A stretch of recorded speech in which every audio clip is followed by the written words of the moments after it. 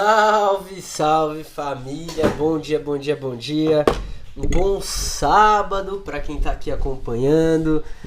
Bom, para quem for ver no YouTube, não sei se vai sair no sábado ou no domingo, então bom sábado, bom final de semana. Para quem for ver depois, tenha um bom dia. E aí galera, como vocês estão nesse sabadinho? Só a galera guerreira aqui, né? Porque ninguém merece. Sabadinho de manhã é complicado.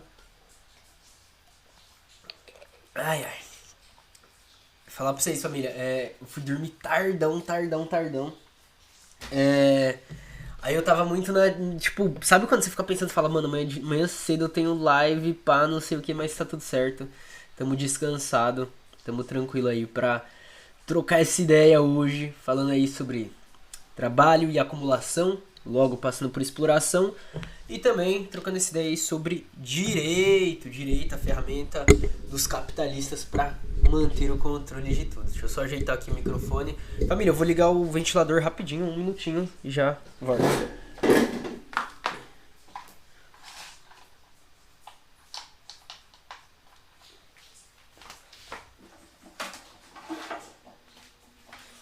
Eu achei que não fosse precisar, porque, enfim, tá chovendo agora, né? Quer dizer, tá garoando.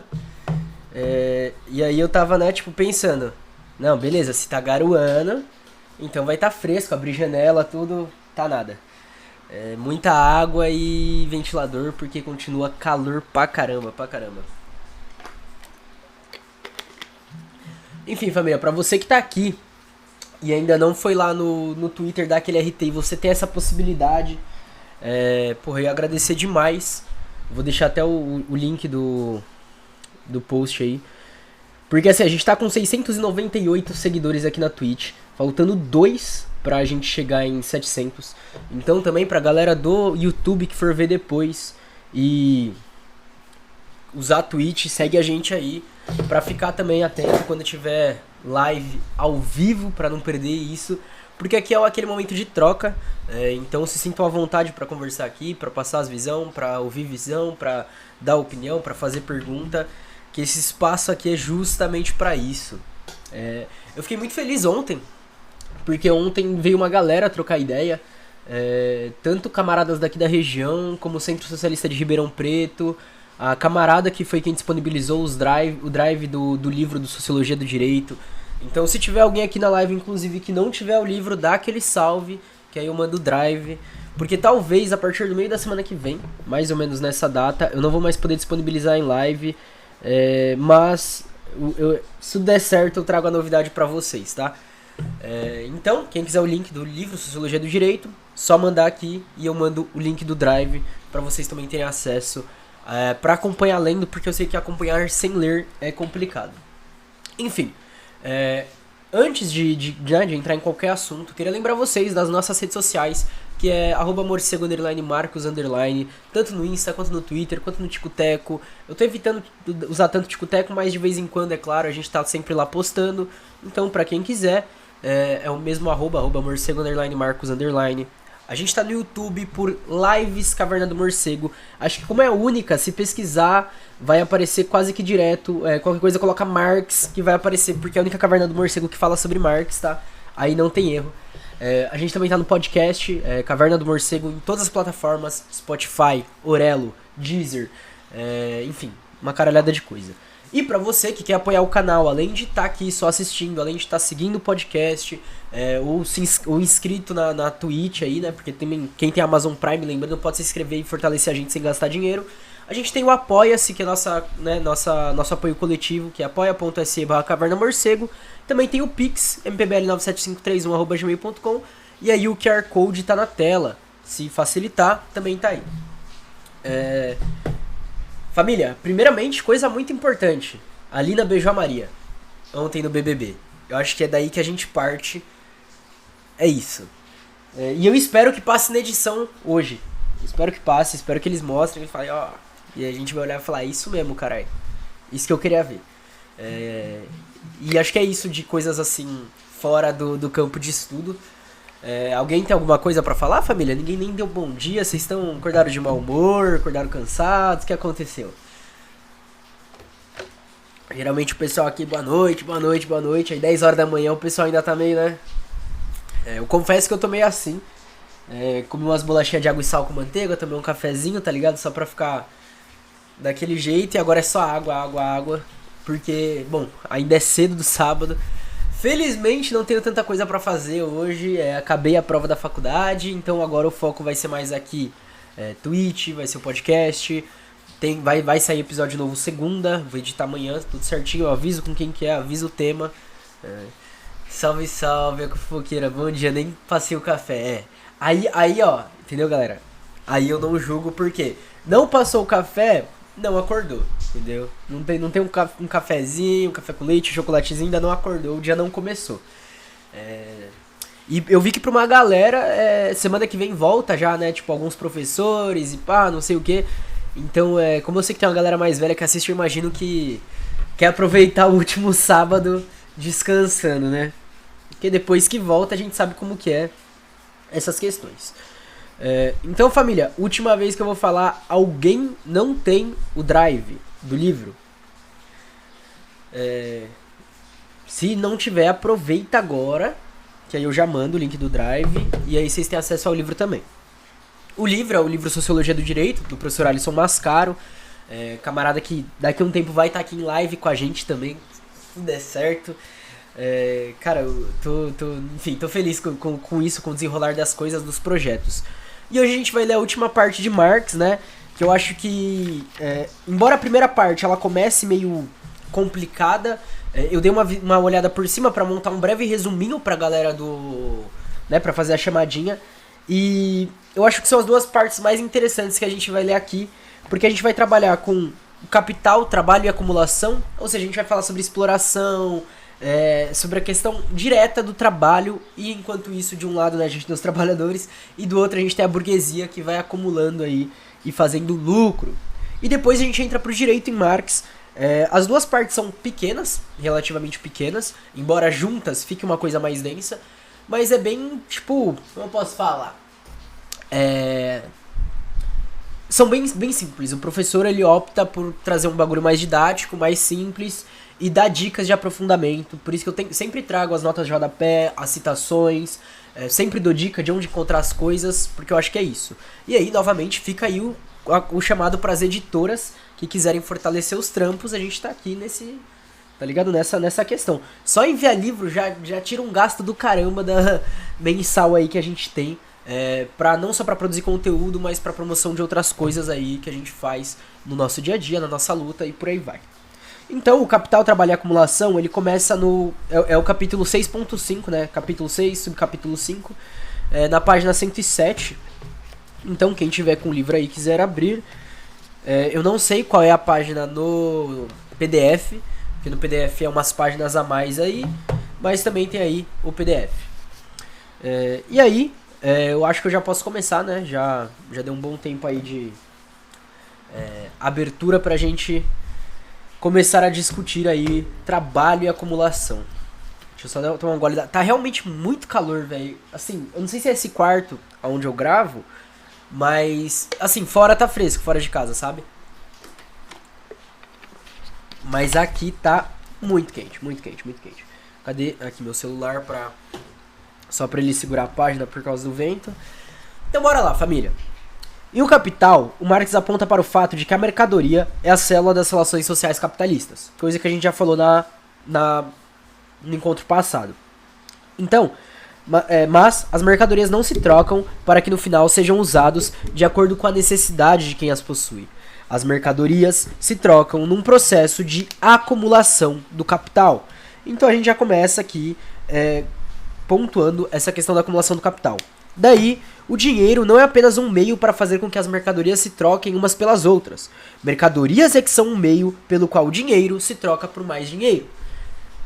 Obrigado, Eco Fofoqueira, página 193 do PDF. Então, as mercadorias são uma forma pela qual o dinheiro se troca por mais dinheiro. Eu vou marcar aqui, porque realmente nunca tinha ouvido falar dessa forma. Deixa aqui. Então, chamando mercadoria por M e dinheiro por D, as formas primárias da circulação são MDM, mercadoria, dinheiro, mercadoria. Um possuidor de mercadoria a troca por dinheiro e com isso compra outra mercadoria. Ocorre que as formas capitalistas são, na verdade, DMD, dinheiro, mercadoria, dinheiro. O dinheiro assume o papel central na circulação mercantil. Então, a gente tem uma forma padrão, que é a mercadoria, você troca por dinheiro, e o dinheiro você compra outra mercadoria. Porém, na forma capitalista, nessa ordem social, acaba assumindo outra forma, porque o dinheiro ele se torna a parte central da circulação mercantil. Então vai ser dinheiro, mercadoria, dinheiro. Ele se converte em mercadoria, para depois disso resultar outra quantidade de dinheiro. Nesse movimento, o dinheiro se converte em mercadoria para se converter em mais dinheiro. Então Marx aponta para a fórmula geral do capital que dá o sentido nesse processo. Dinheiro, mercadoria e dinheiro, e aí é D', né? Sendo D' o dinheiro mais delta D. Aqui ele só tá abrindo, a gente não vai focar tanto nessas fórmulas, sabe? Eu recomendo para quem quiser voltar para o capital, que inclusive é a citação que a gente vai ler aqui, da página 227 e da página 231. Vamos lá. A forma completa desse processo é, né, diz Marx, portanto, dmD', onde o D', essa segunda parte do dinheiro, é o D mais o delta D. Isto é, a quantia de dinheiro inicialmente adiantada mais um incremento. Então é dinheiro, mercadoria e um dinheiro com um pouquinho a mais. Esse incremento, ou excedente sobre o valor original, chama-o de mais valor. Família, aqui a gente não vai trabalhar com o conceito, provavelmente, né? Eu não sei se ele vai explicar com o conceito de mais-valia. Ele vai trabalhar com o conceito de mais-valor, que está sendo adaptado. Tem algumas discussões sobre o porquê utilizar o mais-valor, mas a principal coisa é sobre a tradução, porque você está traduzindo surplus value, que é mais valor e não mais-valia. O valor originalmente adiantado não se limita, assim, a conservar-se na circulação, mas nela modifica sua grandeza de valor. Acrescenta essa grandeza um mais valor ou se valoriza. E esse movimento o transforma em capital. Então, é a partir do momento que a gente tem a valorização do dinheiro... Gente, a chuva tá muito forte, o barulho da chuva, porque pra mim tá bem forte, eu não sei se pra vocês tá de boa. Então, esse mais valor é o que vai compor, essa valorização do valor é o que vai fazer com que exista o capital. E eu acho aqui um ponto interessante, porque quando a gente começa a trabalhar com valorização do valor, a gente entra numa dinâmica muito simples de ser explicada, né? Valorização do valor, ou seja, o valor está valendo algo a mais, ele foi valorizado. Ponto. Comprar para vender, ou mais acuradamente, comprar para vender mais caro, dmD', parece ser apenas um tipo de capital, a forma própria do capital comercial. Mas também, o capital industrial é dinheiro que se transforma em mercadoria e por meio da venda de mercadoria, retransforma-se em mais dinheiro. Por fim, no capital a juros, a circulação dmD' aparece abreviada, de modo que o resultado se apresenta sem mediação, sem a mercadoria, ou seja, D'. Dinheiro, que é igual a mais dinheiro, ou valor, que é maior que ele mesmo. Na verdade, portanto, dmD', dinheiro, mercadoria, dinheiro, mais um incremento, é a fórmula geral do capital, tal como ele aparece imediatamente na esfera da circulação. Então, o Marx ele já mostra essa questão da valorização do valor e da questão do lucro. Nossa, eu não ia fazer almoço, mas meus avós moram no sítio. E tá chovendo, ou seja, a estrada vai virar barro. Então eu acho que eu vou ter que fazer almoço. Porque eles não vão vir pra cá. Que beleza. Enfim, isso daí é coisa pra depois. A transformação do dinheiro em capital, assim, é um processo pelo qual o dinheiro, mediante a troca da mercadoria, se torna mais dinheiro, sendo tal diferença o que Marx chama de mais valor. Ocorre que tal processo não se faz meramente com boas cotações das mercadorias, compradas ou vendidas, ou então com sorte ou astúcia nos negócios, Na cadeia da compra e venda, o lucro numa boa venda será perdido quando o dinheiro resultado for gasto noutra compra. Entendeu? Se você gastou tudo que você lucrou, você não lucrou. Assim, em termos sistemáticos, não é o lucro na circulação que faz entesourar o capital. Ou seja, não é o lucro gasto que é acumulação. Acho que o primeiro ponto sobre a questão do lucro é isso. Primeiro ponto, depois de esclarecer o que é. Uma única mercadoria que consumida permitirá que o dinheiro se torne mais dinheiro. Qual é essa mercadoria? O trabalho do trabalhador. O trabalho do trabalhador é a única coisa que permite que o dinheiro se torne mais dinheiro. Caracas. Eu tô gostando da didática do Alisson Mascaro, porque assim, eu tenho uma certa dificuldade com crítica de economia política, e a gente sabe da dificuldade que tem para o capital. E aqui ele tá ditando algumas coisas e trazendo algumas citações de Marx que eu acho que esclarecem bem, que trazem bem isso daí. Lembrando, família, não se sintam envergonhados em mandar coisa no chat. Nem precisa ser coisa com o assunto da live, pode mandar, o chat é livre, viu? Não é porque eu tô aqui falando, já lendo, pá, que não... Então, no capitalismo, tal trabalho é uma mercadoria, sendo a principal delas. Porque o valor que daí se extrai, o mais valor, se entesoura pelo capitalista e não retorna ao trabalhador. Então, o trabalho é uma mercadoria, porque o valor que daí se extrai, o mais valor, se entesoura pelo capitalista, não para... Ok. Assim, a fórmula geral do capital, descoberta por Marx, tem na exploração do trabalho assalariado sua principal articulação. E somente aí se faz a extração do mais valor. Vamos lá para outra citação de Marx para dar uma esclarecida nisso. Para poder extrair valor de consumo de uma mercadoria, nosso possuidor de dinheiro teria de ter a sorte de descobrir no mercado, no interior da esfera de circulação, uma mercadoria cujo próprio valor de uso possuísse a característica peculiar de ser fonte de valor, cujo próprio consumo fosse, portanto, objetivação de trabalho e, por conseguinte, criação de valor. E o possuidor do dinheiro encontra no mercado uma tal mercadoria específica, a capacidade de trabalho ou força de trabalho. Para transformar dinheiro em capital, o possuidor de dinheiro tem, portanto, de encontrar no mercado de mercadorias o trabalhador livre. E livre em dois sentidos. Agora é importante demais, família. Livre em dois sentidos. Ser uma pessoa livre que dispõe de sua força de trabalho como sua mercadoria. E essa é a liberdade do capital. O capitalismo, ele nos dá a liberdade de vender nossa força de trabalho. É a única liberdade que a gente tem dentro do sistema capitalista.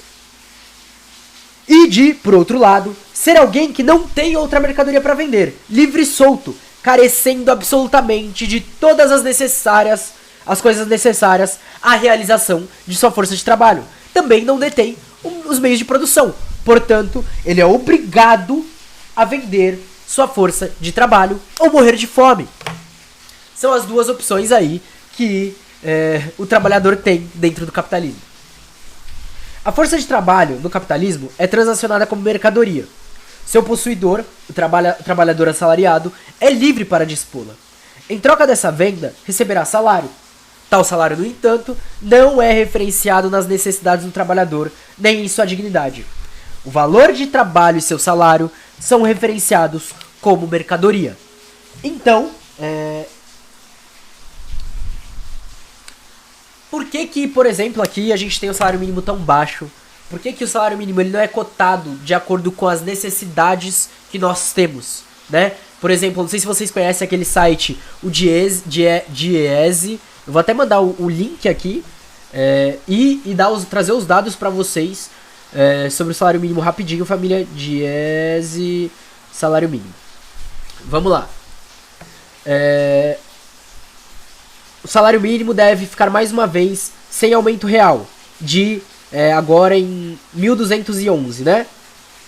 Só que, cadê?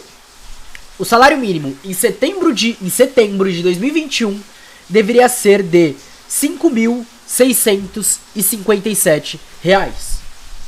Porém, na economia capitalista, o trabalho ele vira mercadoria. Por ele virar mercadoria, não importam as necessidades do trabalhador. O que importa é quanto que essa galera está disposta a pagar. E aí você cria alguns mecanismos para manter isso. E aí, se vocês quiserem ler Rosa Luxemburgo, em quase todos os textos dela que ela vai falar sobre exploração, ela traz isso. Mas é preciso um exército de reserva. Nessa época, o Marx vai trazer como exército industrial, hoje não apenas. E nos países de capitalismo dependente, Por você ter as opressões fortemente estruturando essa sociedade, você vai ter táticas de repressão e táticas de controle da população, que é polícia matando pessoas, incriminação, discriminação e por aí vai, todos esses tipos de opressão, pra você olhar e falar, ó, você já não vai ganhar muito, porque se você não quiser, tem gente que vai receber isso. E, mais ainda, dependendo de como você ficar, você é um corpo matável mesmo, não importa pra gente. E aí você tem um controle total sobre toda a dinâmica da sociedade, sobre toda a dinâmica econômica e política da sociedade. Essas são as ferramentas do Estado, né? E aí, a baliza da remuneração salarial é o valor suficiente à manutenção e à reprodução sistemática dessa força de trabalho. Pago isso à massa trabalhadora, o demais é entesourado pelos capitalistas. Vamos só jogar em quanto deveria ser o salário mínimo de 5 mil. Cara, pensa assim, cada capitalista tá lucrando, e assim, vamos pegar os grandes capitalistas, tá? Vamos pegar, por exemplo, o George Paul Lehmann da Ambev, né? Saiu como Brahma lá, mas ele é dono da Ambev. O cara é dono da Ambev. O cara tá trazendo não só a reforma do ensino médio, mas uma forma de escolas particulares e de faculdades particulares. Ele tá por trás desses grupos. E o cara é dono de uma cervejaria. Então vamos lá. Eu conheço pessoas que trabalham pra Ambev, tanto trabalhadores terceirizados, quanto pessoas que trabalham diretamente pra Ambev, embora ela esteja terceirizando praticamente tudo. O salário é irrisório, é um salário minúsculo. Alto risco, trabalho precarizado, enfim, um monte de coisa. Já tá tendo um lucro a partir disso. Só que essa pessoa, ela também, e aí entra um debate que o Eras faz sobre a questão da bebida, ela vai estar exausta, ela vai estar cansada, e no sábado ela vai querer algum tipo de lazer. Os lazeres, por assim dizer, mais culturais ou mais saudáveis para o corpo, ou que trazem menos prejuízos ou até benefícios para as comunidades, no sentido de não ter promoção de violência, enfim, numa caralhada de coisa, e até num sentido histórico, de não serem referenciados historicamente por padrões de dominação, eles são caros, longe das periferias, longe do campo, eles são para a elite. O que sobra pra gente, geralmente, coisas como a bebida. Então, aquele trabalhador que é explorado dentro da própria Ambev, ele ainda vai estar lá comprando a mercadoria daquela empresa. E isso daí pode ser pra qualquer ramo que a gente tenha grandes monopólios, que a gente tenha uma grande burguesia. E aí quando a gente vai olhar, a gente tá num cerco de dominação de tal forma que é um nível brutal de exploração. E isso, né, antes que falem, pô, mas então a gente precisa de um capitalismo mais brando e tal, e não sei o que. Mesmo se a gente recebesse o salário mínimo de 5 mil reais, embora isso nunca vá acontecer dentro de uma situação de capitalismo dependente. Nunca. Dentro de uma situação de capitalismo dependente. Por mais que isso aconteça, ainda vão ter outros modos de exploração e de controle. Ponto. E o que acontece no Brasil é que toda vez que ocorre um avanço nesse sentido, ou a gente perde em outro campo, ou daqui a uns anos vem todo um retrocesso que desmonta todas as políticas mínimas e básicas que a gente precisa para se manter. Agora, reforma do ensino médio, reforma trabalhista, reforma administrativa, reforma da Previdência, caralhada de coisas. E eles ainda estão comendo outras beiradas, né? Agora, o dinheiro que o Bolsonaro, por exemplo, quer colocar para educação e para trabalho é de uma forma que a gente não vai ter respaldo nenhum nesses campos. E aí é isso, destrói saúde pública, destrói educação pública e destrói as oportunidades de trabalho. Então, o trabalhador no capitalismo passa a se diferir do trabalhador feudal ou escravista, porque agora se submete à produção de modo livre, contratual, mediante direito. E aqui, embora a gente ainda não entre em direito, a gente tem abertura sobre o direito, e essa forma, embora a gente já tenha citado no encontro passado. Na produção capitalista, portanto, está o segredo decisivo do valor de troca. Não é a mera circulação que faz com que o valor se torne mais valor. Não é vendendo a mais qualquer mercadoria comprada por menos que se fará sistematicamente com que o lucro equivalha à acumulação de capital. Ou seja, não é porque ele vende mais mercadoria que ele deixa de ter lucro, ele vai estar tendo lucro. Só que não é isso que traz acumulação. O que traz acumulação é o mais trabalho. É apenas uma única mercadoria, a força de trabalho, que, quando comprada, permitirá, no processo produtivo, que o capitalista entesoure mais valor. Na produção, o trabalhador se submete ao capitalista, que consome sua força de trabalho e o produto daí resultante será propriedade do capitalista. O trabalho do trabalhador no capitalismo tem duplo caráter. Não é apenas o trabalho de que resultará um uso, mas um trabalho empreendido enquanto dispêndio abstrato de energia, de que resultará uma mercadoria para troca, e cujo valor não retorna integralmente ao trabalhador ensejado, então o entesouramento de um mais valor pelo capitalista. E aí agora nós temos uma nota de rodapé, que é do livro do Karl Marx, Glosas Marginárias ao Tratado da Economia Política, de Adolf Wagner, Últimos Escritos Econômicos, que é publicado pela Boitempo, tá? Vamos lá, nota de rodapé, tá? Numa resposta ao intelectual, seu contemporâneo Adolf Wagner, chamado por Marx de Vir Obscurus, assim ele resume algumas de suas descobertas em O Capital. Por outro lado, o Vir Obscurus, que é o Adolf Wagner, fez vista grossa para o fato de que, já na minha análise de mercadoria, não me detenho no modo duplo pelo qual ela se apresenta, mas logo continuo adiante ao mostrar que desse ser duplo da mercadoria se apresenta o caráter dúplice do trabalho, do qual ela é, por sua vez, produto do trabalho útil, isto é, dos modos concretos do trabalho que criam valores de uso e do trabalho abstrato do trabalho enquanto dispêndio de força de trabalho, indiferente ao modo útil dentro do qual ele é dispendido, sobre o que se baseia mais tarde a apresentação do processo de produção. Fez ainda vista grossa para o fato de que, no desenvolvimento da forma valor da mercadoria, repara que a gente já está entrando em forma valor da mercadoria, em última instância, na sua forma dinheiro, portanto do dinheiro, o valor de uma mercadoria se apresenta como o valor de uso de outra, ou seja, na forma natural de outra mercadoria. E também para o fato de que o mais valor é, por si mesmo, obtido a partir de um valor de uso específico, o da força de trabalho, o qual convém exclusivamente a ela. Portanto, para mim, o valor de uso exerce um papel importante e completamente diverso daquele exercido na economia até agora, e que, contudo, ele é considerado tão somente, nota bene, note bem, quando tal consideração provém da análise de configurações Gestaltungen econômicas dadas, não do raciocínio ruminante sobre os conceitos ou as palavras valor de uso e valor. Enfim, ele está só explicando o porquê, mais conceitualmente,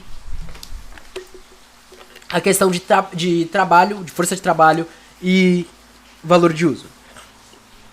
Então, quando Marx desenvolve em O Capital a conceituação do mais-valor, desdobra um conceito em dois, mais-valor absoluto e mais-valor relativo. Aqui a gente entra numa questão conceitual primária para entendimento e desenvolvimento do que é apresentado em O Capital, tá? Então vamos lá, eu já vou até grifar aqui esses dois conceitos, mais-valor absoluto e mais-valor relativo. Tomado no seu sentido absoluto, mais valor é a extração imediata de riqueza do trabalhador entesourada pelo capitalista. É aquilo, num panorama geral, que a gente olha e fala, ó, isso daqui é tudo que é tirado. Via de regra, o salário é pago ao trabalhador mediante uma transferência temporal, mensal, semanal, diário, por hora. O que se paga salarialmente ao trabalhador, no entanto, é menos que a riqueza que ele produz ao capitalista. Ou seja, você que está me ouvindo recebe menos do que o tanto que você trabalha. A não ser que você seja autônomo, aí são outras questões, mas, né? Se até X horas de trabalho o seu produto já pagou o seu salário, todas as horas excedentes de produção são apropriadas pelo capitalista. Em seu sentido absoluto, então, o mais-valor, deixa eu colocar aqui, o mais-valor é uma referência de entesouramento do excedente da riqueza produzida pelo trabalhador, pelo capitalista. Então, de uma forma geral, essa mais-valia absoluta, esse mais-valor absoluto, vai ser o tanto a mais que você trabalha e está produzindo para o capitalista. Seu salário já está ali no que você já produziu, o resto é tudo para ele. Observando a extração de mais valor em face de quanto tempo se trabalha e quanto se paga de salário, historicamente, os capitalistas buscam ampliar a jornada de trabalho e a classe trabalhadora luta pela sua redução. Então a gente está falando aí, historicamente, dessa luta, como eu posso falar, mais direta que acontece, né? A gente sabe, como, por exemplo, a revogação da reforma trabalhista, questão deles colocarem trabalho aos domingos e por aí vai. Enquanto isso a gente reduz. Dá um exemplo aqui, eu tenho um amigo que trabalha no mercado e o horário dele trabalhar é das 10 às 8, ok? 10 às 8. 2 horinhas de almoço, pá, beleza. Porém, contudo, entretanto, 8 horas não é a hora que ele para. 8 horas é a hora que fecha o portão do mercado e só saem os clientes. Ou seja, se tiver cliente lá, ficar meia hora lá porque tava lá dentro, eles têm que ficar essa meia hora. E detalhe, depois, às vezes eles têm que fazer reposição, enfim, uma caralhada de coisa fora desse horário. Aí você se pergunta, pô, pelo menos essa hora extra que faz, quase todo dia, é paga? Não, não é paga. É lógico que não. Às vezes fica no banco de horas e tal. Às vezes não. Às vezes eles podem mudar. Inclusive isso acontece, né? Porque quem comanda o sistema é quem comanda a empresa. E... enfim. E aí, uma luta que é feita é para que... não, ó, acabou tal horário? Acabou. Só que com o limbo do banco de horas, exato. Só que os capitalistas, por exemplo, com a revogação com a aplicação da reforma trabalhista e com o que eles fizeram com os sindicatos, e começa desde a social-democracia brasileira, o que acontece, família? Hoje, se um trabalhador entra com a ação e perde, ele que paga o advogado do próprio capitalista. Você tem que pagar seu advogado, vai ter alguma penalização, e você ainda tem que pagar o advogado do capitalista, da pessoa que mais tem dinheiro na sala. Além de que todos os direitos se tornam maleáveis, assim, não é mais aquela coisa, não, ó, isso é isso e acabou. Não, calma lá. Vamos fazer um contrato aqui eu e você fica mais meia horinha e tal, não sei o que, a gente desconta outro dia. E por aí vai. E cara, assim, eu até fiz um post ontem, porque a Nádia ela tava falando do trabalho, desse trabalho de comunicação, porque a gente tá alimentando as redes, a gente tá alimentando o programa delas, enfim, a gente tá trabalhando para elas, ok? E a gente não recebe um salário da hora. E aí, por exemplo, a Twitch, ela tem, né, essa plataforma que a gente tá aqui em live, ela tem um limite mínimo de horas que ela quer que você trabalhe por mês. Porém, esse limite não te garante um dinheiro fixo, primeira coisa, e ele ainda te garante pouco, tá ligado? Pra eu passar de nível pra ganhar um pouco melhor aqui na Twitch, isso que eu ainda não recebi nada da plataforma, quase um ano de trabalho aqui. Pra ultrapassar esse limite, eu tenho que ter 75 pessoas de média assistindo a minha live. Só que ela não tem uma plataforma de promoção do próprio conteúdo. Ou seja, fica por conta de estar divulgando todo dia e tal, incessantemente. Por isso que eu sei que é até chato, muita gente para de me seguir por isso. Mas assim, não tem outra forma, tá ligado? Não existe outra forma. Por isso que eu tô optando por levar as lives pro YouTube, pretendo fazer cortes, pretendo fazer vídeos pro YouTube. Enfim, embora também a gente saiba que não que seja muito melhor. Mas é essa coisa. E no trabalho presencial sempre foi isso. Só um minuto. Desde o século XIX, trabalhadores pela Europa e pelo mundo lutam por jornadas diárias que começaram pedindo teto de 12 horas, hoje de 8 horas, ou de jornada semanal de 40 horas, por exemplo. Aqui temos Oswaldo Codiola falando sobre teoria econômica marxista, uma introdução, também pela Boitempo, nota de rodapé. Quando o capitalista consegue impor aos operários um aumento do gasto de força de trabalho humana, se produz um aumento absoluto do mais valor obtido. Chamamos isso de mais valor absoluto. Exemplos: uma longa jornada de trabalho de 8 para 12 horas, ou uma intensificação do ritmo de produção durante a jornada, que é equivalente ao aumento da jornada, pois, ao multiplicar o ritmo do trabalho, o capitalista consegue, por exemplo, que se produza em uma jornada o que antes era produzido em uma jornada e meia. Tomado no seu sentido relativo, mais valor se revela em todas as modalidades que fazem com que o trabalhador incremente a geração de riqueza ao capitalista. O uso de tecnologias na produção é o seu maior exemplo. De tal sorte que tanto o trabalhador aumenta sua produtividade, quanto as condições salariais se achatam, porque Com a tecnologia, as habilidades pessoais do trabalhador não são mais valorizadas. A industrialização cada vez mais torna o trabalho indistinto, modulado e determinado pela máquina, não pela capacidade pessoal, ok? Então a gente tem essa questão, tanto que é uma das questões que inclusive os bilionários já falam, que daqui a uns anos, com a aceleração desse processo tecnológico, ou os estados ou os governos vão ter que dar dinheiro para as pessoas, ou até as próprias empresas, ou a grande maioria da população vai simplesmente morrer de fome, ok? Mas, lembrando, nossa briga não são com as máquinas. Vamos entrar nisso agora. Mecanização, industrialização, automação, computação, comunicabilidade contínua e supervisão remota são modalidades de extração de mais valor relativa à expansão da tecnologia, fazendo com que as horas de trabalho e o salário pago rendam muito mais capital ao capitalista. Historicamente, os trabalhadores lutam contra as máquinas e as tecnologias. No passado, destruíam teares. Os trabalhadores, no presente, incomodam-se com os aplicativos tecnológicos. Ocorre que a luta contra a exploração só pode ser feita contra o modo de produção capitalista, não apenas contra as tecnologias dessa exploração. A extração de mais valor dos trabalhadores pelos capitalistas, tanto quando se prefaz como quando a ela se resiste, é sempre um ponto nodal da luta de classes.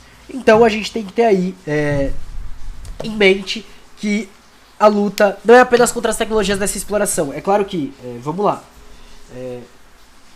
nossa luta não é diretamente contra, por exemplo, o aplicativo da iFood, ok? Só que ali a gente concentra um passo na luta para que a luta passe a ser só contra um aplicativo e comece a ser contra todo um modo de produção, todo um modo de empresariado, todo um modo de acumulação do capital. E aí a gente tem uma citação aqui do Balibar, Etienne Balibar, que a gente já falou, um pensador importantíssimo para o marxismo. A análise da mais-valia é a análise de uma combinação interna de formas determinadas de luta de classes específicas, constantemente constrangidas a ultrapassar a resistência da classe operária que reage sobre seu próprio desenvolvimento. Formas características da sociedade moderna, inelutáveis enquanto o trabalho produtivo permanecer um trabalho assalariado, a força de trabalho uma mercadoria. Vemos que a mais-valia não é nenhuma forma de exploração capitalista, entre outras, mesmo a mais importante, nem o fundamento econômico das diferentes formas de exploração, cuja descrição revelaria, então, do inquérito sociológico completando a definição econômica. A mais-valia é a unidade orgânica dessas formas de exploração no processo. É já a luta de classes no processo de produção. O que permite escapar tanto ao economismo da definição de mais-valia, como ao ecletismo da definição de produção. É isso. A partir desse entendimento, então, a gente sai dessas coisas mais simples. Bom dia, camarada, paz entre nós, guerra aos senhores sempre. Camarada, a gente tá lendo o livro Sociologia do Direito. Você tem o livro aí? Qualquer coisa eu posso enviar o drive aqui no chat, viu? Se quiser acompanhar, é claro. A gente tá discutindo aqui exploração do trabalho ainda, nem entramos na parte do direito. Enfim, tá uma discussão bem intensa aí sobre mais valor absoluto, mais valor relativo e a exploração. A gente está dando exemplos bem concretos aqui para manter didático essa questão. Cara, eu gosto muito dessa frase, paz entre nós, guerra aos senhores. Acho que ela é pontual. Hoje tá no modo podcast. Beleza, perfeito, camarada. Eu vou tentar... ao mesmo tempo que eu não vou tentar falar rápido, eu também não vou tentar falar devagar demais, tá? Muito obrigado pela presença, camarada. Fico feliz de ter você aqui, viu?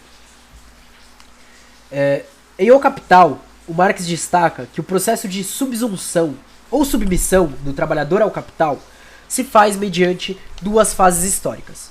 Apenas quando se alcança a segunda dessas fases é que se instaura um modo de produção plenamente capitalista. Então, quando começa, a gente não tem um modo de produção plenamente capitalista. É uma fase é um processo histórico, então não acontece de uma hora para outra.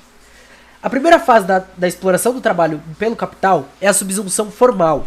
Quando se toma o caso europeu, trabalhadores que foram expulsos de sua terra ou não mais tinham relações servis com os senhores feudais, vivendo agora cidades, começam a vender sua força de trabalho aos capitalistas. Aquela coisa, política do cercamento, enfim, toda essa caralhada de coisa.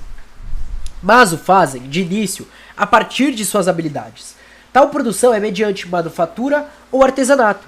O capitalista não consegue impor ao trabalhador um direcionamento e um controle totais sobre seu dispêndio de energia. Então vamos lá, a gente está falando aqui da primeira fase de exploração do trabalho pelo capital, tomando o caso europeu e apontando que a produção é mediante manufatura ou artesanato. Então o trabalhador ainda tem certo controle, eu não sei se controle é a palavra certa, mas ainda tem certa parte de autonomia. Embora o trabalhador não tenha os modos de produção, há um saber sobre o trabalho que ele ainda guarda consigo. Se fosse um marceneiro, não possuía mais a madeira nem as ferramentas que eram do capitalista, mas possuía um conhecimento de marcenaria muito próprio, pelo qual ainda se distinguia salarialmente. Por causa disso, os salários não conseguem ser genéricos, dependentes da simples referência de oferta e procura, porque há capacidades distintas que fazem variações no processo de trabalho. Daí, neste primeiro momento, há apenas uma subsunção formal do trabalho ao capital. Os meios de produção já são do burguês. Há contrato. O trabalhador se submete aos ditames do capitalista, que lhe extrai mais valor. Mas não há um total controle da produção do trabalhador. Pelo capital. Então ele ainda tem parte disso. Porém, nós entramos na segunda fase, que é a subsunção real do trabalho ao capital, que é o momento no qual, então, o trabalhador é expropriado do seu próprio saber e do eventual controle do afazer produtivo. Então, inclusive, o que era único aos trabalhadores, que é o próprio saber, é expropriado também. A Revolução Industrial impõe à classe trabalhadora padrões, métodos, rotinas e saberes que são genéricos. Por isso que Marx vai pontuar que o capitalismo moderno é firmado a partir da Revolução Industrial. A gente tem um ponto que marca aí um começo dessa nova forma de produção consolidada. São deixados de lado a manufatura e o artesanato. Não importam mais as habilidades notáveis do trabalhador.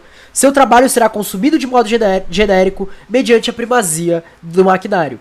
O cérebro da produção fica com o capitalista e seus gerentes, que organizam o trabalho a partir de um despotismo de quartel. O trabalhador passa a ser um autômato. Aqui a subsunção é real porque o trabalho se submete materialmente ao capital no nível do próprio a fazer. Então, quem tem controle sobre o trabalho agora é o capital. Nesse momento, o salário do trabalhador passa a ser mensurado apenas pelas referências de mercado, da oferta e da procura, rebaixando suas condições e nivelando o pagamento ao conjunto da classe trabalhadora. O capital, então, consegue tornar a força de trabalho do trabalhador efetivamente uma mercadoria. Vamos lá para uma citação de Marx, novamente no livro 1 do Capital. Da manufatura e do artesanato, o trabalhador se serve da ferramenta. Da fábrica, ele serve a máquina. Lá, o movimento do meio de trabalho parte dele. Aqui é o contrário, é ele que tem de acompanhar o movimento. Na manufatura, os trabalhadores constituem membros de um mecanismo vivo. Na fábrica, tem-se um mecanismo morto, independentemente deles, e ao qual são incorporados como apêndices vivos. O trabalhador se torna um apêndice da máquina. A subordinação técnica do trabalhador ao andamento uniforme do meio de trabalho e a composição peculiar dos corpos de trabalho, constituído de indivíduos de ambos os sexos e pertencente às mais diversas faixas etárias, criam uma disciplina de quartel. Lembrando que no Capital 1 ele está olhando para a Inglaterra, Revolução Industrial, e tem todas aquelas coisas das fábricas, né? Crianças e mulheres recebem menos, crianças e mulheres fazem trabalhos que são de maior risco, e todos trabalham um tempo absurdo das fábricas, tem aquela questão das moradias, enfim, a gente tem aí o ponto que mostra como o capital vai se expandir ao redor do mundo. Lembrando que isso acontece ainda hoje, tanto a diferença salarial, quanto o trabalho arriscado, quanto a questão de trabalho escravo, né? Eu não gosto nem de falar trabalho semelhante e tal, mas trabalho escravo. Enfim, todas essas questões. E apenas no momento da subsunção real do trabalho ao capital que o modo de produção pode ser chamado de capitalista. Porque a principal mercadoria, a única que permite mais valor, agora se disponibiliza: o trabalho. O trabalho do trabalhador, expropriado inclusive do próprio saber artesanal, permite sua submissão às meras regras mercantis. Isso equivale historicamente ao período da Revolução Industrial. Já havia mercadoria antes disso. Ela houve incidentalmente em vários modos de produção anteriores, o que permitia a compra e venda e o lucro. mas somente a um circuito produtivo capitalista quando o trabalho se torna indiferenciado, sendo, portanto, plenamente mercadoria. Por isso, em termos estritos, um modo de produção capitalista é contemporâneo somente dos séculos XVIII ou XIX até hoje. Conforme Márcio Bilharinho Naves, outra recomendação crucial do Alisson Mascaro, o livro Ciência e Revolução. Observamos que é só a partir do momento em que essa subordinação real do trabalho ocorre que o domínio social da classe burguesa torna-se pleno. Ou seja, as relações de produção capitalistas só se constituem plenamente na fase da subsunção real do trabalhador ao capital. É, portanto, sob a base dessa modificação do modo de produzir, comandada pela necessidade do capitalista dominar a classe operária para dela extrair mais valia para além dos limites vigentes, que pode surgir o modo de produção especificamente capitalista. Então, a gente vai trabalhar com capitalismo concreto em todas as suas formas a partir da Revolução Industrial.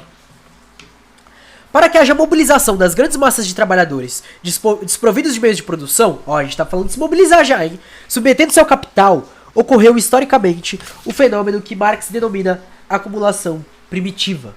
Vamos lá, a gente está falando agora de acumulação primitiva, que eu acho que infelizmente a gente não vai aprofundar aqui, mas recomendação. Leiam Rosa Luxemburgo falando sobre acumulação primitiva, tá?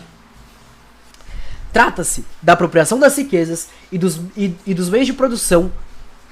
Bom dia, tabacaria existencialista. Caracas, tabacaria... Eu gostei desse nome, tabacaria existencialista. Seja bem-vindo, camarada. Caracas, mano. É aquele momento que você fuma um narga e você fala, o que eu tô fazendo da minha vida, velho? Enfim, viagens. Camarada, a gente tá lendo o livro Sociologia do Direito. Se você quiser o drive, eu posso disponibilizar. Eu mando o drive aí no chat. Eu não tô transmitindo, enfim, o texto, mas eu tô lendo aqui. Eu te falo a página, tudo certinho, tá? Se você quiser, é só dar um salve. Então a gente tá falando aqui já da acumulação primitiva, que é a apropriação das riquezas e dos meios de produção antes da exploração capitalista, e que da base é esta. Ou seja, a gente está falando daquele momento em que, para formar esse modo de produção, ele precisa invadir outros modos de produção, invadir outros grupos, e invadir comunidades, enfim, tudo quanto for possível de espaços que não tinham modo de produção que caminhava para o capitalismo. Eu vou lançar no chat de qualquer jeito o drive, eu acho da hora ter ele aí. Cadê? Aqui. Só um minuto. Se quiser abrir, a gente tá quase no 6.6, que é o direito em Marx. Se alguém puder passar a página, que eu não tô com ele, eu tô lendo pelo livro, né? Então, a expropriação de terras que eram tradicionalmente comuns ou pertencentes a produções diretas, ai, meu lápis caiu. A produtores diretos, vai constituindo grandes latifúndios, gerando ao mesmo tempo capitais nas mãos dos burgueses e uma vasta produção de pessoas desprovidas dos meios de subsistência, expulsas do campo e conduzidas então automaticamente das cidades à venda de sua força de trabalho em termos capitalistas. Isso daqui eu acho que é a base, não tem muito o que explicar. Soma-se esse quadro histórico a colonização, família. E é por isso que eu gosto muito da Rosa Luxemburgo. Embora ela também não traga um grande aprofundamento, ela abre a questão econômica do colonialismo de uma forma brilhante. A vida da Idade Moderna e continuada da Idade Contemporânea, o que faz com que os países europeus, e depois Estados Unidos e outros, dominassem grandes territórios e populações por todo o mundo. Em todo esse processo, vai se dando uma acumulação primitiva, ensejando o surgimento de uma classe trabalhadora e de uma classe capitalista, então esta explorando aquela. Perfeito. Marx aponta em O Capital qual é o horizonte geral da dinâmica social capitalista, que determina toda a sociedade contemporânea, a acumulação. O capital é a acumulação. A sociabilidade é constituída para acumular, para explorar o trabalho dos assalariados, para entesourar mais valor, para o lucro. Perfeito, vou marcar aqui. A sociabilidade é constituída para acumular, para explorar o trabalho dos assalariados, para entesourar mais valor para o lucro. Dessa dinâmica, não há sentidos de uso, nem tampouco valores morais, nem éticos, que se sobreponham à força e ao movimento do capital. A lei geral do capitalismo é a acumulação. E aqui vamos para mais uma citação de Marx em O Capital. A diferença específica da produção capitalista, a força de trabalho, é comprada aqui não para satisfazer, mediante seu serviço ou produto, as necessidades pessoais do comprador. O objetivo perseguido por este último é a valorização de seu capital. A produção de mercadorias que contenham mais trabalho do que o que ele paga, ou seja, que contém uma parcela de valor que nada custa ao comprador e que ainda assim realiza-se mediante a venda de mercadorias. A produção de mais valor ou criação de excedente é a lei absoluta desse modo de produção. Descobre-se em Marx que a sociabilidade capitalista é estruturada num processo de valorização do valor, entesouramento e exploração. Marca-se exploração. A acumulação é a razão de sua dinâmica. Então aqui a gente fecha a questão de trabalho e acumulação a partir de Marx. Então, família, antes de entrarem o direito em Marx, tomar um gole d'água, aproveitar, abrir espaço aqui se quiserem fazer perguntas, etc e tal, opiniões, antes de entrarem o direito em Marx, que é uma parte que eu tava ansioso pra ler. Família, vi que entrou uma galerinha, quem quiser o drive, avisa que eu mando aqui no chat, tá? O direito em Marx é o 6.6. Então o capítulo 6 é Marx, a última parte de Marx. No livro é a página 112, inclusive eu recomendo, e não é porque pra fazer merchan nem nada, mas eu recomendo ter esse livro comprado quando vocês puderem, porque é um livro base que abre muitos pilares e uma discussão muito importante, principalmente pra galera das sociais, tá ligado? Vai bater boca com o seu professor? Pega esse livro, dá pai, mete marcha. Você tava lendo isso ontem, da hora, camarada, da hora. Cara, essa parte do capital, de trabalho e acumulação foi porrada, hein? Porrada na mente mesmo, assim, tanto de densidade quanto de tapa na cara, né? Que você termina assim, você olha e fala, caralho, a gente é uns merda mesmo, né? A gente tá... Cara... Não de ser uns merda de, tipo, de se rebaixar, mas, tipo, do capitalismo rebaixar a gente, tá ligado? Pancada isso, mano, pancada. Ai, enfim. É puxado, família, é puxado. Vou dar só 2 minutinhos aí a gente já começa o direito em Marx. Então quem quiser abrir 6.6. O que aconteceu aqui que uma galera começou... Ah, caralho, que da hora. Eu fico de cara de perceber quando, tudo isso, que o Marx percebeu tudo isso tanto tempo atrás. Cara, assim, é surreal o quanto como... Eu vou utilizar a palavra cientista social, porque eu acho que esse é o trabalho do cientista social. O quanto ele conseguiu avançar a ponto de que o próprio Alisson Mascaro traz isso, e até em certos pontos o Zé Paulo Neto traz isso, dele ser um sociólogo que ele consegue implodir a sociologia e tornar ela muito mais profunda e ampla do que tudo. Porque ele consegue analisar as estruturas da sociedade capitalista de uma forma brilhante. Não só ele, como o próprio Engels, né? Né? Porque o Engels se torna comunista antes, ou enfim. É ele quem efetivamente torna o Marx comunista, né? Não que o Marx não fosse antes, porque aí tem outros escritos dele, mas enfim. Mas esses dois, cara... cara, ele vai trabalhar com direito, com economia, com crítica da economia política, com sociologia, com filosofia, jornalista, tipo assim, mano. Cara, é muita coisa. É muita coisa. E ele conseguiu pegar o ponto central de tudo que ele estudou, de tudo que ele via, de tudo que ele lutou, olhar e falar, caralho, olha aqui, mano. Vamos olhar um pouquinho mais de perto. Vamos dar um zoom aqui na célula do capitalismo. Mercadoria. Primeiro ponto. Pô, vamos olhar para as estruturas da sociedade agora. Por que a gente tem isso, isso e isso? Pum, pum, pum. Você olha e fala, mano, brutal. É brutal. Brutal. E é claro, né? Ele também abriu a porta aí pra pessoas que vêm depois. Rosa, Lenin, Che, Thomas Sankara, Angela Davis. Partidos Panteras Negras, né? Que você olha hoje e você fala, cara... Aqueles escritos lá... E é claro, tem outras pessoas que vão colocando, mas... quando ele conseguiu centralizar e colocar o cerne da exploração... É um momento que... E é brilhante. É brilhante, simplesmente brilhante. Ah, cara, eu fiquei... o 201 no PDF. Muito obrigado, camarada, muito obrigado. Enfim, família, vamos lá. O direito em Marx. Agora a gente entra na parte que eu amo discutir, porque a gente vai trabalhar com a relação Estado, capitalismo e direito. E eu tô me apaixonando. Eu comecei a olhar pro direito a partir do Alisson Mascaro, tá ligado? Eu já tinha alguns estudos sobre Estado. E estudar sociologia do direito, então não numa perspectiva do jurídica, principalmente liberal, mas olhar para uma perspectiva da sociologia, que é a minha área de estudo, né? Estou me formando em ciências sociais, é do caralho, assim. Eu olho e falo, dá arrepios e tudo. Vamos lá.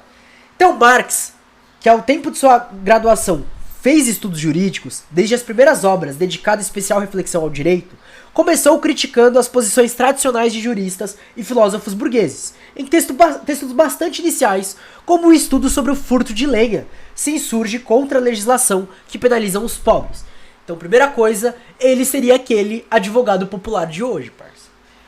Então a gente tem aqui uma citação de Karl Marx, debate sobre a lei referente ao furto de madeira, que está no livro Os Despossuídos, também da Boitempo. Boitempo, ó, hoje a gente tá falando bastante de você, fortalece nós aí. Neste momento de juventude, em favor dos pobres que coletavam madeira nas florestas, e por isso foram criminalizados, Marx ainda se utilizava de ferramentas como o direito costumeiro, contrárias àquelas que desenvolverá posteriormente. No ato de coletar, a classe elementar da sociedade humana confronta-se com os produtos de potência elementar da natureza, ordenando-os. É o que ocorre com os produtos florestais, que constituem um acidente totalmente contingente da posse, e que por sua insignificância não podem ser objetivo da atividade do proprietário propriamente dito. É o que ocorre com os direitos da respiga, com os da segunda colheita e com os direitos consuetudinários desse tipo. Desses costumes da classe pobre há, portanto, um senso legal instintivo, sendo sua raiz positiva e legítima. E nesse caso, a forma do direito consuetudinário é tanto mais natural, porque a existência mesma da classe pobre, até agora, é simples costume da sociedade burguesa, que ainda não encontrou um lugar adequado no âmbito da estruturação consciente do Estado. Enfim, é só uma citação só pra trazer que tem esse texto. Não é importante? Ok. A acumulação é razão da crítica da filosofia do direito de Hegel, passar limpo a leitura hegeliana a respeito da racionalidade do Estado e do direito. Em A Questão Judaica, Marx expõe as contradições e as impossibilidades da defesa de grupos minoritários, no caso os judeus, mediante o direito e os direitos humanos. Então vamos lá.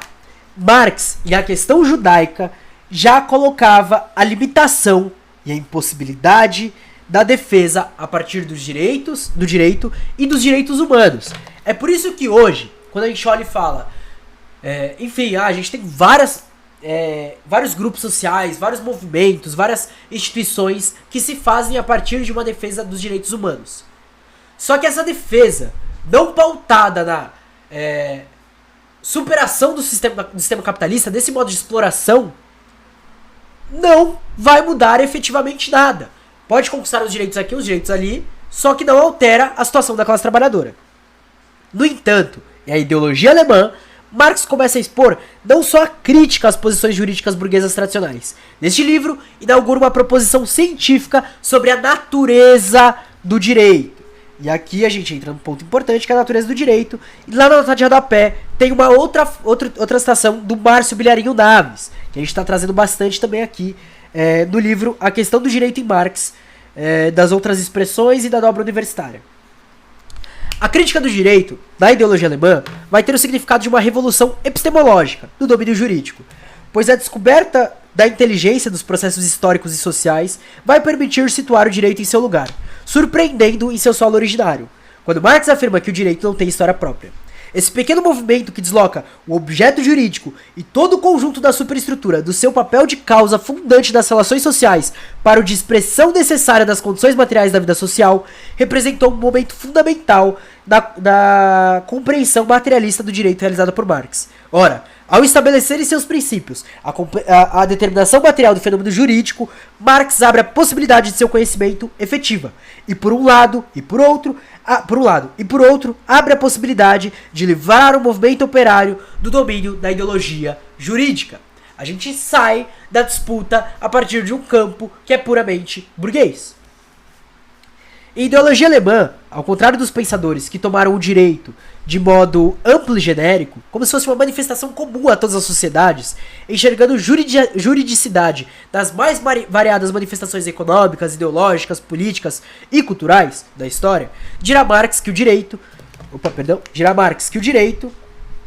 tomado de modo específico, só se verifica nas sociedades capitalistas e sua causa não é a criação cerebina do jurista, mas sim as relações mercantis. Constatando composições positivistas, trata-se de uma leitura materialista a respeito do surgimento do direito. O direito comercial não veio da cabeça do comercialista, surgiu do comércio. Então, antes de trazer a citação de Marx e Engels na ideologia alemã, vou tomar um gole d'água só pra garganta ficar boa.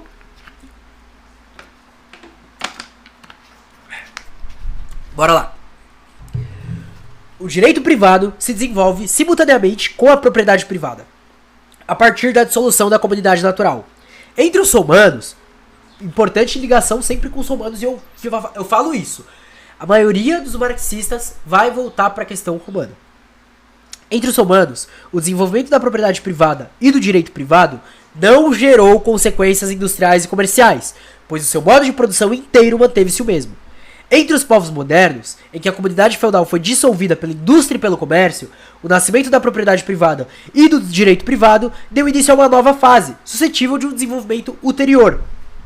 Amalfi, a primeira cidade que, na Idade Média, praticou um extenso comércio marítimo, formulou também o direito marítimo.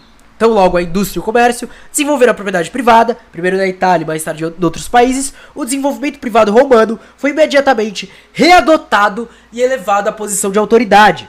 Não se pode esquecer que o direito, tal como a religião, não tem história própria. Ele não surge aqui, ele sempre aparece a partir das condições materiais e do modo de produção. No direito privado, as relações de propriedade existentes são declaradas como resultado da vontade geral. Essa ilusão jurídica, que reduz o direito à mera vontade, resulta necessariamente no desenvolvimento ulterior das relações de propriedade. Do fato de que alguém pode ter um título jurídico de uma coisa sem ter a coisa realmente, tipo NFT. Brincadeira. A partir dessa mesma ilusão dos juristas, explica-se que, para eles e para todos os códigos jurídicos em geral, seja algo acidental que os indivíduos estabelecem relações uns com os outros, contratos, por exemplo, que essas relações sejam consideradas como relações que podem ser estabelecidas ou não, a depender da vontade, e cujo conteúdo repousa inteiramente sobre o arbítrio individual dos contratantes. Então, voltando para Alisson Mascaro, o direito é específico do capitalismo. Esta afirmação se faz analisando a história.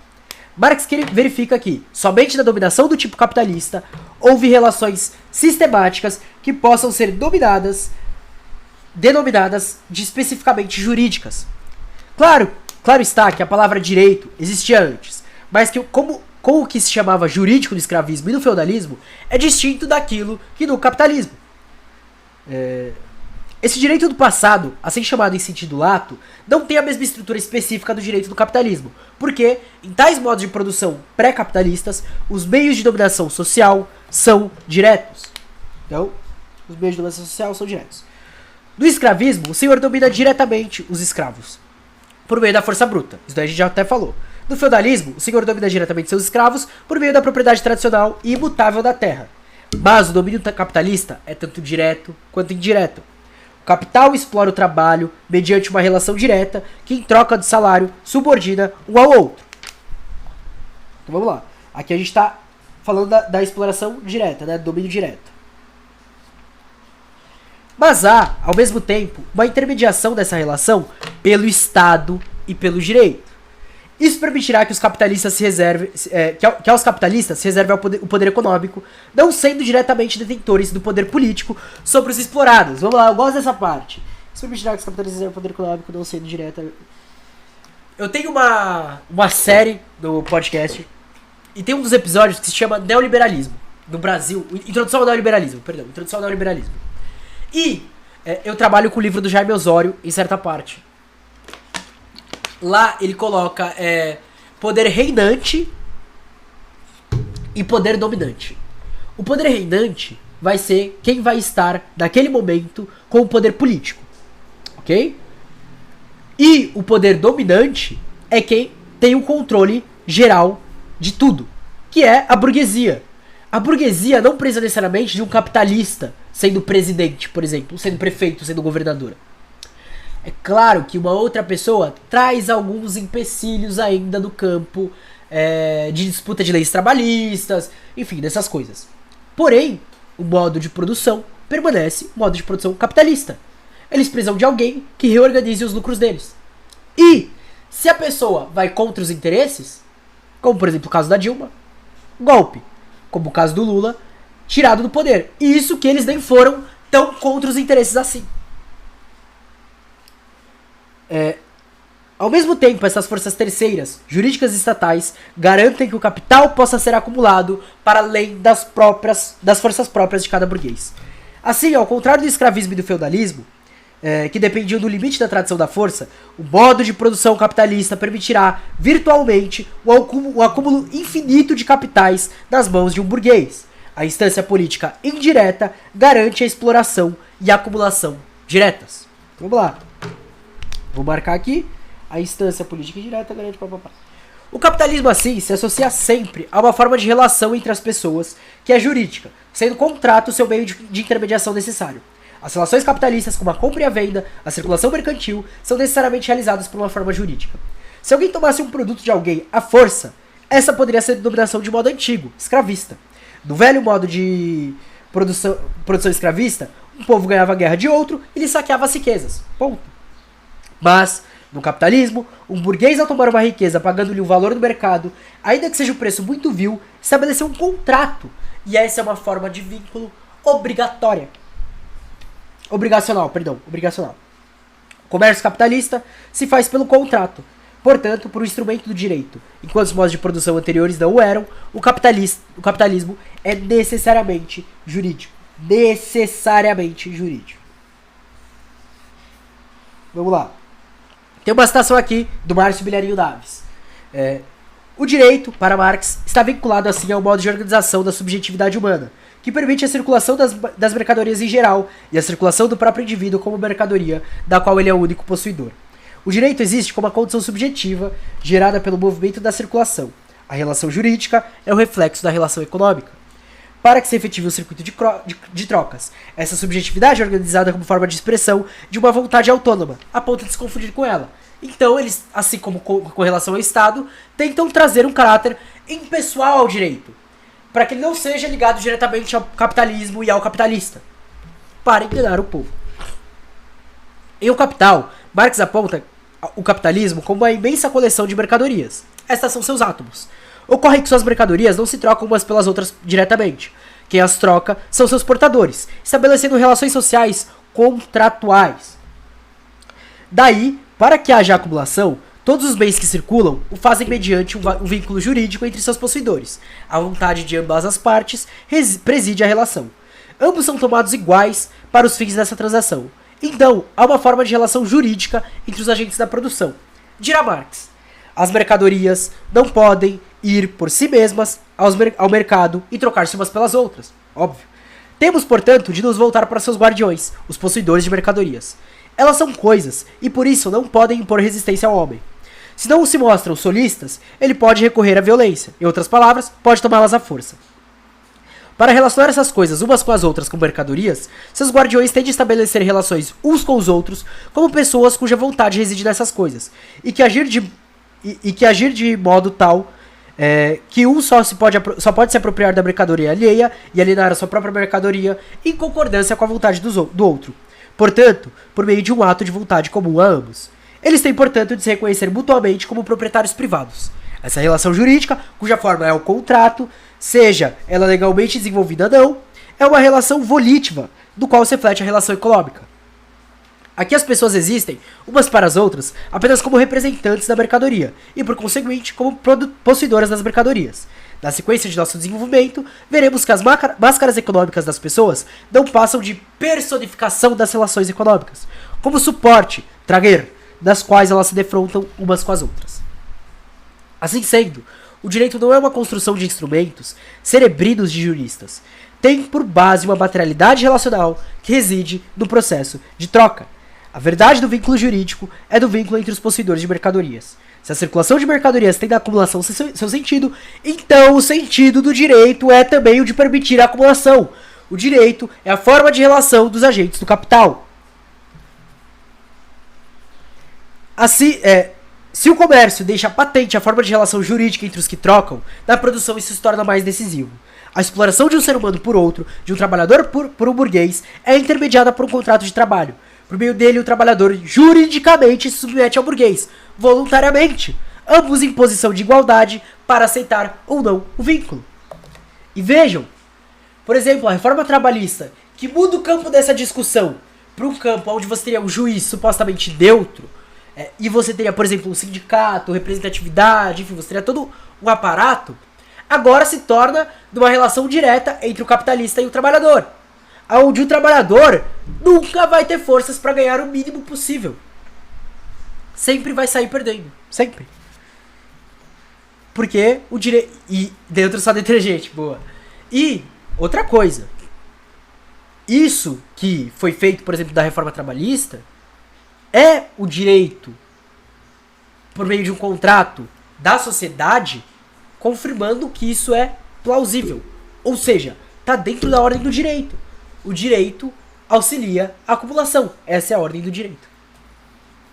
O contrato de trabalho é o coração da subjetividade jurídica. Não apenas a circulação dos produtos, mas a venda da força de trabalho que faz a forma de relação social ser jurídica. Deixa eu marcar aqui. Não apenas a circulação dos produtos, mas a venda da força de trabalho que faz a forma de relação social ser jurídica.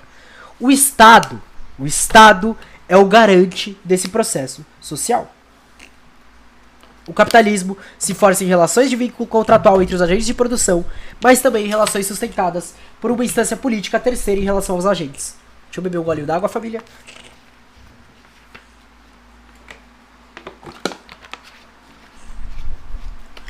Os modos de produção anteriores são estruturados na força bruta ou na propriedade tradicional de terra. E deles, não se pode dizer que o senhor de escravo ou o senhor feudal seja o mesmo que o mandatário de um Estado. O bando político e econômico pré-capitalista é uno. O capitalismo, por sua vez, tendo por mecanismo uma miríade de vínculos jurídicos entre os sujeitos, tem por seu lastro um poder político distinto de todos eles, o Estado. A natureza estatal é necessariamente para garantir a reprodução social capitalista. E aqui, assim como disse Tabacaria Existencialista, neutro só detergente, diz então, o Estado não é neutro, nem é um fenômeno que exista para além do capitalismo. Portanto, o Estado também tem um caráter próprio dentro do modo de produção capitalista. Engels e o socialismo jurídico, obra escrita em conjunto com o renegado Kautsky, insistia para o fato de que tanto o direito quanto o Estado não são neutros, gerais ou distintos no modo de produção, são necessariamente capitalistas. Vou marcar aqui porque eu gosto muito do Frederico Ângelo, inclusive estou procurando alguém para ser meu Engels, tá? Se quiserem, só falar. De tal modo, não se chega ao socialismo mediante o Estado ou o direito, o que seria o socialismo jurídico impossível, pois que o direito é forma social do capitalismo. Aqui a gente começa a críticas interessantes do Alisson Mascaro, que vão ser posteriormente discutidas a partir de Kelsen, de Pachucanes, da União Soviética, enfim. Portanto, não se chega ao socialismo mediante o Estado, primeiro ponto. Ou o direito. Citação aqui do Adriano de Assis Ferreira, Questão de Classes, Direito, Estado, Capitalismo, Engmenger, Stuka e Pachucanes, nota de rodapé. O artigo Juristem Socialismus, publicado por Engels e Kautsky em 1887, que é o socialismo jurídico, consiste num texto de grande importância para os estudos marxistas ligados ao direito. É dirigido, enquanto crítica demolidora, ao livro de Menger, O Direito ao Produto Integral do Trabalho e seu Desenvolvimento Histórico. Além disso, elabora considerações genéricas, revelando a visão de Engels sobre o direito e sobre a impossibilidade de a classe trabalhadora formular suas reivindicações em termos estritamente jurídicos. Boa, Engels. mas sim com a destruição do Estado, que garante o capital, e do direito, que organiza a exploração do trabalho e a propriedade privada. Então se chega ao socialismo com a destruição do Estado, que garante o capital, e do direito, que organiza a exploração do trabalho e a propriedade privada.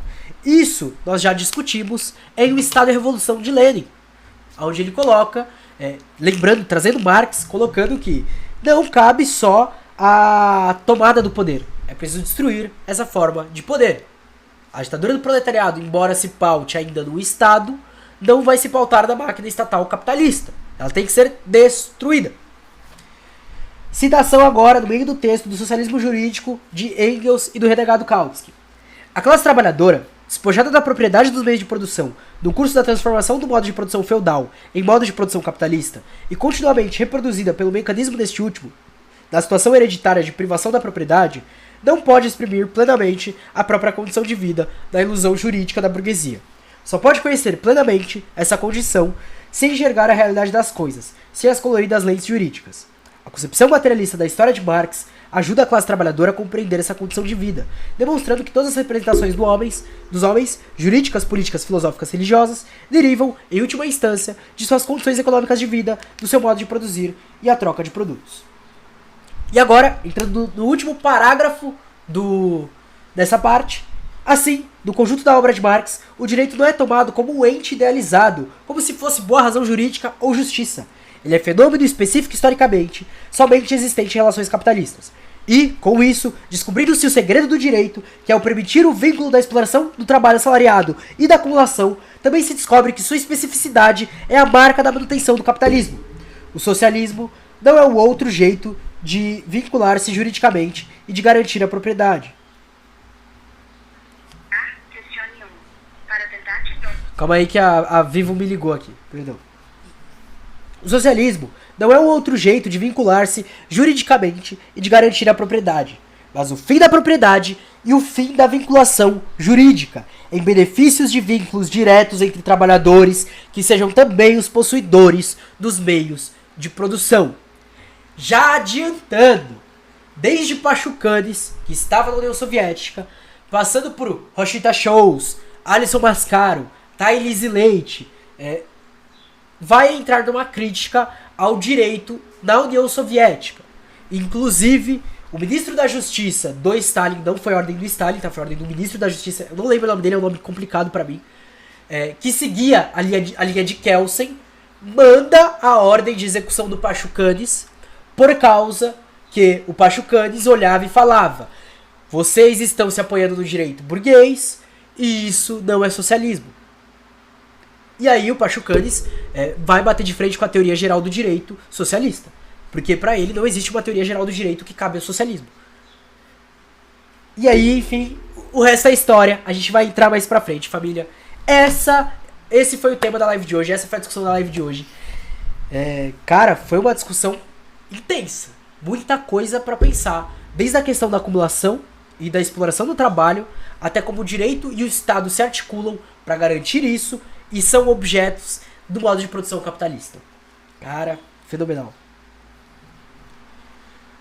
E aí, família? Curtiram? Denso? Não, é denso. E agora, eu vou dividir mais as lives. A gente vai ter live quase todo dia, já aviso, família. Por quê? Como eu expliquei, não sei se tem gente aqui que eu acho que não tava na última live. O Alisson Mascaro topou participar de uma live. Tipo, a gente só ia gravar um episódio, né? Ao final de quando a gente lê o livro, ele vai participar de uma live aí com a gente. Então, agora vai ser porrada atrás de porrada. A gente vai, né? Segunda, a gente vai passar sobre os 3 caminhos da sociologia do direito contemporânea para abrir essa nova gama de tema. Aí a gente vai passar pela visão juspositivista, pela visão não juspositivista, vai entrar nos marxistas, então a gente vai passar por Pachucanes, Althusser, marxismo ocidental, uma caralhada de coisa, e vai terminar discutindo os brasileiros. Então vai ter Florestan Fernandes, vai ter Clóvis Moura, e sim, camarada, as lives anteriores ficam gravadas, nem todas estão aqui na Twitch, então eu vou passar aqui, vou mandar aqui no chat o link do YouTube, tá? Porque lá no YouTube tem os nomes certinhos, tá em uma playlist, tá tudo ok, chave. Deixa eu pegar aqui. Inclusive chegamos a 139 seguidores no YouTube, família. Vitória. E você que tá aqui e ainda não segue a gente aqui na Twitch, clique em seguir aí, porque faltam dois seguidores pra gente chegar em 700, viu, família? Duas pessoas. Por favor, que tenham 2 pessoas que ainda não me sigam aí, só pra seguir. E aí tá o link do YouTube, galera, pra quem quiser seguir o canal pra ver as lives anteriores. E lá a gente vai postar, por exemplo, essa daqui vai sair, talvez ainda hoje, depende da velocidade de download que tiver, talvez ainda saia ainda hoje.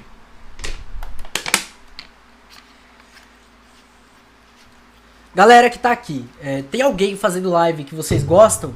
Porque pra mim só tá o estagiário do EI, eu não sei se vocês gostam do esporte interativo, que agora é só o estagiário, né? Eu não sei se vocês curtem, mas eu posso fazer a raid pra ele, que eu conheço que tá ao vivo, é só ele. Não sei se tem alguém que vocês sabem aí, que vocês querem que eu faça raid.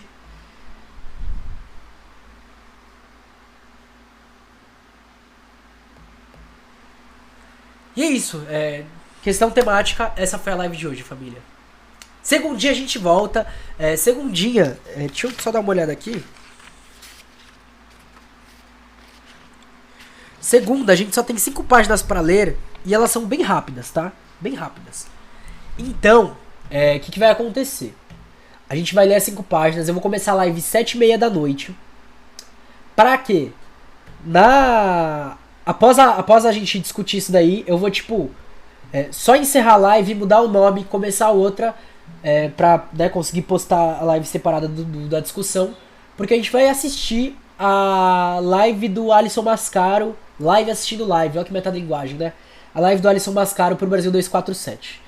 Muito obrigado pela inscrição, camarada, fico feliz demais com isso. Valeu. Enfim, família, eu acho que realmente não tem ninguém online, então não vai ter raid hoje. Queria agradecer muito a presença de geral que colou. Espero que vocês possam colar nas próximas lives. Então sigam nas redes sociais pra ficarem de olho, porque lá é onde eu tô avisando tudo. Que dia que vai rolar live, qual o tema, qual o horário. E tudo vai estar no YouTube. Então não tenham preocupação, vai estar tudo salvo. Eu criei aquele canal no YouTube rapidinho só pra isso, tá ligado? Então é isso. Eu espero que vocês tenham curtido muito a live de hoje, cara. Foi muito... Cara, muito foda. E agora a gente entra aí pra discussão. Vou até dar um spoilerzinho, tá? Vou dar um spoilerzinho. Eu acho que é válido a gente dar um spoilerzinho.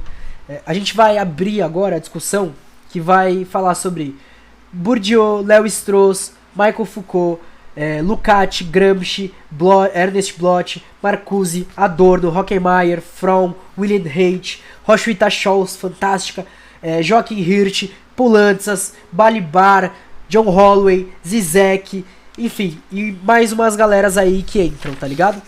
Então é isso, família. Tenham um bom sábado, descansem bastante, bebam água e mais à noite, é claro, tá liberado, hoje é sábado, tem que curtir também.